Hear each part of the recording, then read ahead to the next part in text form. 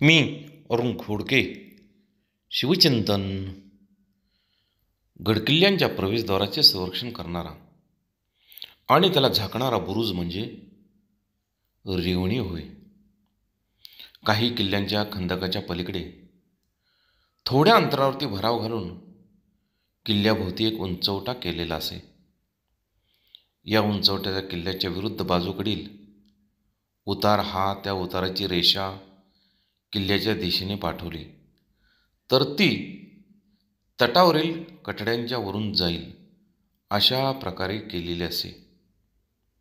त्यामुळे तोफा उंचवट्याच्या पलीकडे असतील तर त्यांना किल्ल्यावर मारा करता येत नसे. खंदक हा उंचवटा यामधील जमिनीच्या पट्ट्याला आणि त्या उंचवट्यालाही मराठीत रेवण किंवा रेवणी म्हणत असत. किल्ल्याला वेढा पडला की किल्ल्याच्या सिंबदीतील काही सैनिक रेवणीत बसून रेवणीच्या भरावाच्या आडोशाने शत्रूवरती गोळीबार करीत असे आणि त्यांना तेथून हुसकावून लावल्यानंतरच शत्रूला आपल्या तोफा पुढे आणून किल्ल्यावरती मारा करता येत असे. बहुत काय बोलणे.